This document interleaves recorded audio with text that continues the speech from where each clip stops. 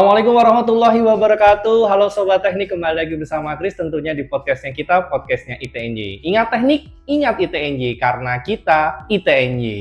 Bagaimana kabar teman-teman? Tentunya pasti sehat semua, J. Amin. Dan kali ini teman-teman kita akan membahas tentang S1 Teknik Elektro. Nah, ini bagi teman-teman atau sobat-sobat teknik yang pengen tahu tentang S1 Teknik Elektro, tonton terus ya untuk di podcastnya ITNJ. Dan hari ini kita telah hadir narasumber kami yang terhormat Bapak Bagus Gilang Pratama, Sarjana Teknik Magister Engineering. Selamat siang Bapak. Siang Mas Kris, Iya. Alhamdulillah sudah diundang ya di suasana yang mendung-mendung sedikit. Iya, siap Bapak. Sehat ya Bapak ya? Wah, masih sehat dong. Alhamdulillah, tetap semangat Pak Gilang. Selalu. Selalu. Dan kali ini kita kedatangan dengan Bapak Gilang, Pak Ya. Gilang. Nanti kita akan berbincang-bincang sedikit tentang S1 Teknik Elektro, Pak. Nah, kebetulan Pak Gilang ini adalah selaku Kaprodi di S1 Teknik Elektro. Dan saya pengen tahu nih Pak, sebenarnya S1 Teknik Elektro itu apa sih Pak? Makasih Mas Kris atas pertanyaan yang luar biasa ini. Nah, sebenarnya kalau kita bicara ngomong elektro, ya sebelumnya saya ngomongin filosofi dulu nih. Boleh, awalnya dulu ya Pak. Ya, Ya, karena betul. gini, ada hal yang unik ketika saya membicarakan masalah elektro. Ketika saya masuk elektro, pertama kali saya pikir elektro tuh kerjanya benerin AC. Iya. Benerin- Kelistrikan aja ya Pak ya. Tukang servis itu pasti elektro. Karena Elektro. kalau kita ngelihat pamflet apa pelang-pelang itu biasanya Servis ahli TV. elektro. Ya. Oke. Saya pikir wah elektro itu yang ngurusi itu aja kerjaannya. Tapi ternyata berubah pikiran saya. Elektro itu ternyata mau nggak mau di semua bidang itu dibutuhkan. Pendidikan, kesehatan, ya bahkan rumah itu semua pasti ada elektronya. Kenapa? Karena semua pasti butuh listrik. Listrik, betul. Listrik itu pasti ada yang bangkit sampai dikirim ke rumah. Nah, itu semua engineer elektro yang memainkan. Artinya setelah saya masuk elektro, oh ternyata elektro luas sekali. Ada yang ngurusin masalah listrik, ada yang ngurusin masalah elektronik. Tapi bukan servisnya, lebih ke arah desain. Gitu. Jadi kita benar-benar mendesain dari awal sampai akhir, menguji dan menerapkan. Jadi benar-benar elektro itu saya rasa ke semua bidang bisa masuk. Gitu. Jadi apalagi di elektro kita, ITNJ, ya, elektro ITNJ ini lebih spesifik lagi, ya, lebih ke arah pengolahan energi. Kenapa? Kok dipilih pengolahan energi? Karena energi itu berkembang seiring dengan kebutuhan zaman. Ya. Jadi sebuah peradaban maju disebut maju kalau energinya semakin banyak dikonsumsi. Nah, engineer elektro di situ untuk apa? Untuk menghadirkan solusi energi baru terbarukan. Nah, fokus kita ke arah sana. Ditambah kita juga punya spesialisasi di bidang otomasi. Yang seneng robot, yang seneng main-main pemrograman, itu bisa masuk elektro kita. Ya. Artinya elektro itu memang dia luas, bahkan ada namanya elektrobiomedis. Tapi memang di kita spesifikasinya itu di bagian pengolahan energi. Kenapa? Karena energi semakin lama semakin dibutuhkan. Mustahil kita bisa menolkan energi. Kenapa? Karena yang namanya peradaban maju pasti butuh energi. Seperti itu. Oke, jadi di tekniknya elektro tuh mengikuti perkembangan zamannya. pasti. Ini pastinya Iya, Pak. pasti J. itu. Jadi jangan berpandangan underestimate ya Pak. Kalau anak elektro tuh harus benerin AC. Pasti. Tadi itu enggak. Ternyata sekarang juga ada main robotiknya juga Iya. ya Pak. J. Kalau di TNJ sudah ada robotiknya juga. Sudah bermain-main Artinya, robotik. di kita ini di elektro ITNJ itu punya KSM. Ya, KSM itu apa? Kelompok studi mahasiswa. Fokusnya ada di dua tempat. Ada di mobil listrik. Ini kami berkolaborasi dengan teknik mesin, ya. Jadi teknik mesin itu fokusnya bangun rangka, bangun bagaimana membuat mobilnya. Elektro di mana? Di bagian mesinnya, karena menggunakan dinamo. Nah, elektro main di situ. Kemudian kita juga punya KSM satu lagi, yaitu robotik. Ya, robotik dan IoT. Ngapain ini? Ya, ini kita mengembangkan keilmuan kita. Jadi elektro IT ini setiap tahun tuh selalu mengirimkan mahasiswa untuk lomba. Ya, bahkan alhamdulillahnya di mobil listrik setiap tahun kita pasti menang. Wah, Gitu. gokil teman-teman. Iya. Ini bagi teman-teman yang pengen banget di elektro, gokil nih. Karena di teknik elektronya ITNJ itu mobilnya selalu juara. Bener ya Pak Gilang ya? Benar. Nah terus, ini kan tadi menarik banget nih Pak Gilang. Dari tadi Pak Gilang menyampaikan tentang teknik elektro. Pak, ngapain sih kita tuh elektro tuh belajarnya tuh yang paling dasar tuh apa sih Pak sebenarnya? Nah, ini pengen terkadang tahu, yang Pak. paling ditakutin ya. Iya, Aduh, elektronik ngapain sih belajarnya? iya Pak. Apakah harus mainan listrik terus Pak? Oh, Nah, kalau itu pasti. iya pasti. Tapi jangan khawatir, listrik itu ada dua ya. Ada listrik yang kita pakai sehari, seperti Betul. listrik rumah itu namanya listrik AC, ya. atau itu yang bisa kita gunakan sehari juga itu listrik DC. Cuman nggak perlu khawatir karena kita semua aman. Tapi gini konsepnya, yang namanya elektro pasti nggak lepas dengan listrik, nggak lepas dengan elektronik ya. Dan yang paling basic dipelajari elektro itu memang yang paling banyak ditakuti adalah matematika. Gitu. Jadi memang kalau kita ngomong nih di beberapa semester awal, elektro itu apa kurikulumnya? Yang paling awal matematika. Kenapa? Karena bersinggungan dengan fisika elektro itu, ya. Dan basic fisika itu ya pasti matematika. Tapi jangan khawatir, dosen-dosen di elektro ini semuanya enak, gitu loh. Kan lihat gimana kaprodinya. Iya. Santuy ya. Santuy. Artinya gini, kalau semua itu dibuat nyaman dan enak, maka pasti ilmu itu pasti akan gampang diserap. Gitu. Artinya teman-teman jangan khawatir, matematika itu bukan momok ya. Kalau teman-teman tuh bahkan ya, kalau teman tuh senang buat game itu basicnya adalah fisika, matematika. Nah begitu pun nanti di bidang teknik, terutama elektro. Memang yang pasti utama kita belajar dasar-dasar matematika karena itu wajib ya. Tapi saya rasa kalau kita punya lingkungan yang enak, dosen yang support itu semua gampang. Ya jadi jangan takut dulu di awal kayak gitu. Ya, yang penting teman-teman niatnya dulu mau belajar di elektro dan yakin kalian harus tepat waktu untuk lulusnya ya Pak ya. Kalau tepat waktu itu pasti. Kami punya kurikulum yang menjamin mahasiswa itu bisa tepat waktu. Betul. Tergantung teman-teman kalau misalkan wah aku ternyata tuh dari SMK udah jurusannya kelistrikan nih misalkan Pak mau lanjut di elektro ITNJ bisa banget ya Pak Gilang bisa, ya? bahkan nggak mesti SMK ya, artinya saya pun dari SMA, bahkan teman saya dari IPS itu mau enak-enak aja ya. Artinya memang dalam artian elektro itu bisa semua bidang ya, mau masuk yang penting punya kemauan aja. Ya, tuh teman-teman, berarti teman-teman tidak usah takut misalkan dari jurusan SMA mau masuk di teknik elektronya ITNJ itu bisa teman-teman. Nanti kita pelajari sama-sama, nanti sama Pak Gilang belajarnya Anjay. Oke gini Mas Kris, di elektro kita itu, ITNJ itu punya jalur khusus tugas akhir tanpa skripsi. Wih, gokil teman-teman. Teman-teman bisa tadi saya bilang ya, ada 2 jenis KSM. Ya istilahnya eskul lah kalau di SMA ya. Ekstrakurikuler Pak ya. Ekskulnya tadi mobil listrik sama robotika. Nah kalau teman-teman rajin ikut lomba, terus ada lolos nasional, lombanya itu, hasil lombanya itu bisa dijadikan sebagai tugas akhir. Jadi nggak usah ngomong skripsi. Jadi tugas akhirnya itu diambil dari hasil lomba. Ya, kenapa kok bisa? Karena lombanya sesuai dengan keilmuan kita di ITNJ. Gitu loh. Contoh kayak kemarin ada mahasiswa kami dari angkatan 2021. Dia mengambil tugas akhir yang temanya mobil listrik yang dilombakan di Polban yang menang juara 2 itu. Yang tahun kemarin. Mantap. Nah, bisa diambil dicuplik ya, terutama di bagian booster mobil listriknya dijadikan sebagai tugas akhir dan dia sudah lulus sekarang. Kurang dari 4 tahun. Kurang dari 4 tahun. Iya. Berarti kalau misalkan kita sering ikut lomba nih Pak Gilang, berarti bisa dijadikan tugas akhir bisa. nantinya. Yang penting lombanya sesuai dengan keilmuan. Semua dengan keilmuan. Kalau boleh tahu nih Pak, selain tadi ada mobilnya ada robot juga ya Pak. Berarti robot juga pernah mengikuti kejuaraan tingkat nasional? Oh, kami selalu. Jadi yang kami fokuskan itu di 2 titik ya. Yang pertama drone atau VTOL, yang kedua lomba robot tema. Itu yang kami selalu fokuskan untuk diikut. Kenapa? Karena divisi itu yang kami rasa punya potensi paling tinggi. Dan alhamdulillah setiap tahun kami selalu lolos nasional. Gitu. Alhamdulillah. Kalau terakhir nih Pak Gilang pernah ikut lomba yang untuk robotik maupun di yang mesin tadi yang untuk mobil listrik itu terakhir di mana Pak? Kalau mobil listrik itu kami di Polban ya di Bandung gitu. Itu setiap tahun kampus kami selalu support, kita ini selalu support full. Jadi nggak ada namanya duit dari mahasiswa, semua dari kampus.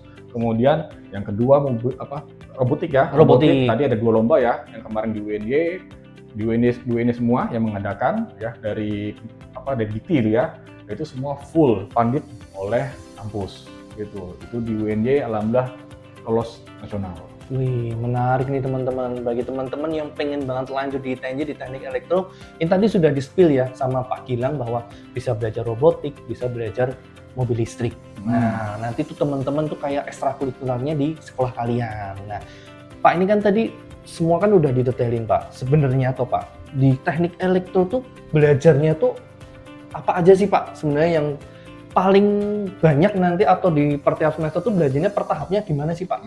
Makasih Mas Gas. Ini jawaban yang paling pertanyaan yang paling menarik ya. Jadi bagaimana sistem belajarnya, kemudian materinya. Tadi saya sampaikan bahwa basic elektro itu adalah fisika. Ya, fisikanya di bagian mana? Di bagian elektromagnetik ya, atau kelistrikan. Maka secara nggak langsung matematikanya paling utama. Tapi tadi saya sampaikan nggak perlu khawatir. Matematika di sini itu masih enak. Kenapa? Dosennya itu enak-enak semua ya.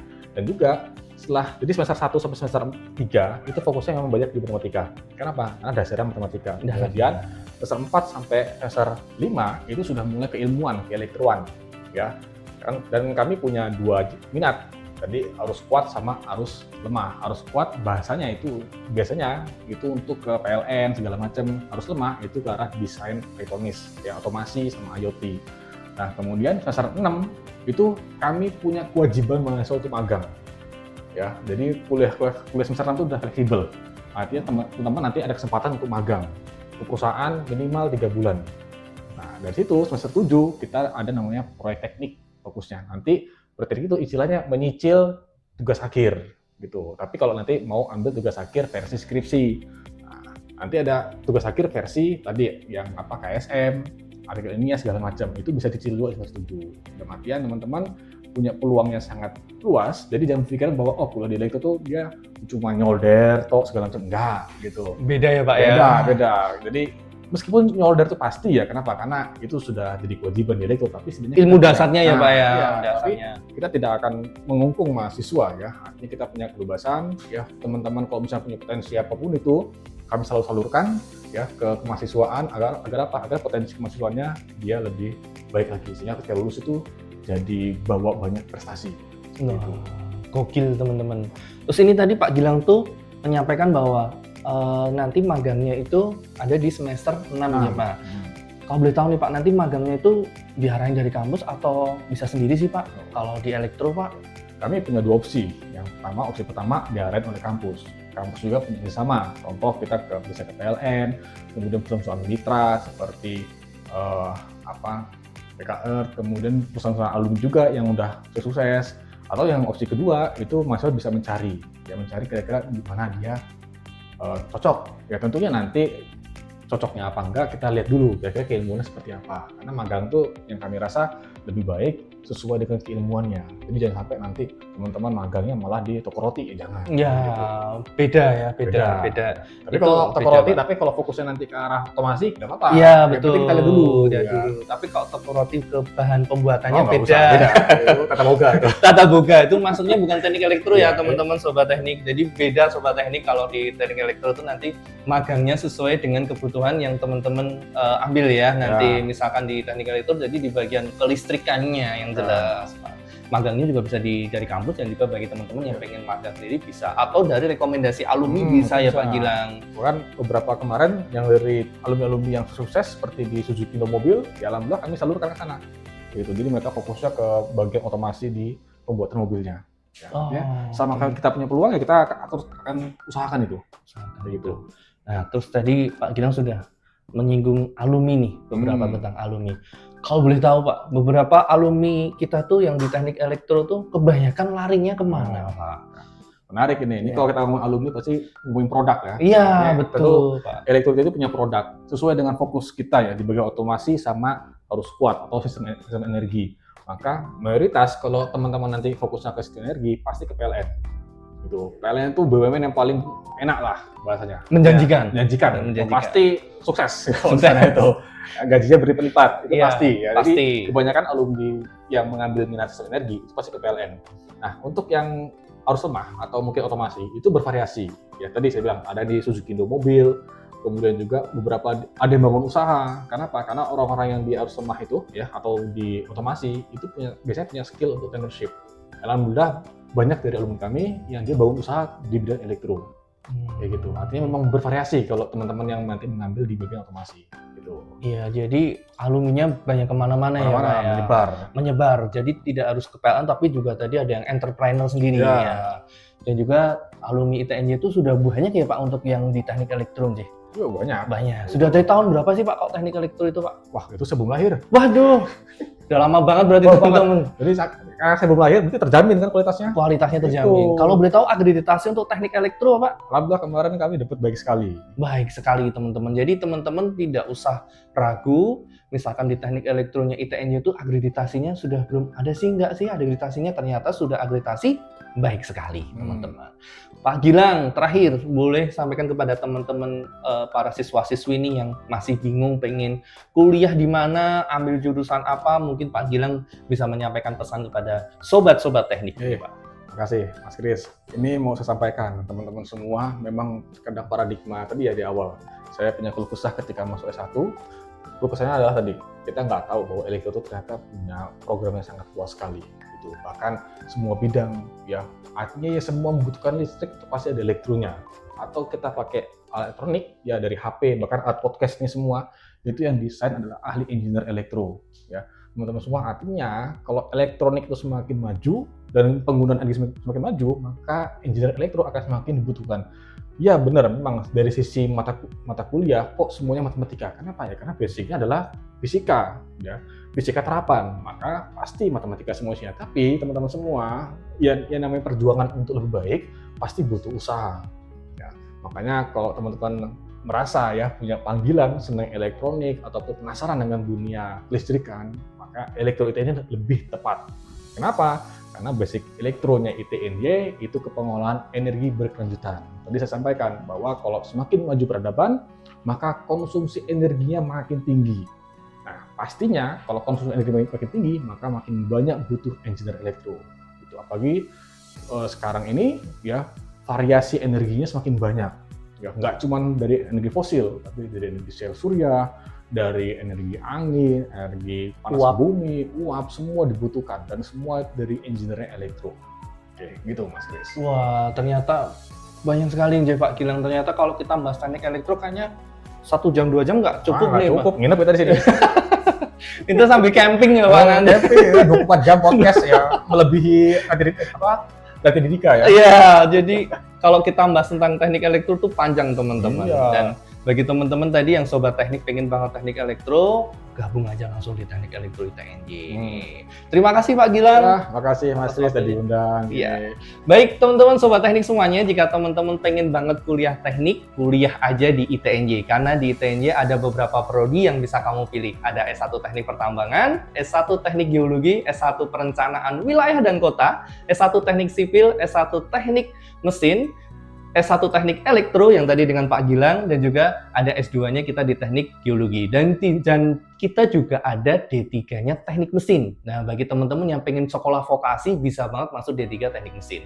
Untuk informasi lengkap, bisa kalian kunjungi di websitenya kita di pmb.itnj.ac.id atau kalian bisa WhatsApp di 0857 5565 5499. Terima kasih buat teman-teman yang sudah mendengarkan podcast hari ini. Terima kasih Pak Gilang atas waktunya. Sukses selalu untuk teknik elektro. Dan terima kasih buat teman-teman. Sekian dari saya. Mohon maaf jika ada salah kata. Assalamualaikum warahmatullahi wabarakatuh. Ingat teknik, ingat ITNJ. Karena kita ITNJ.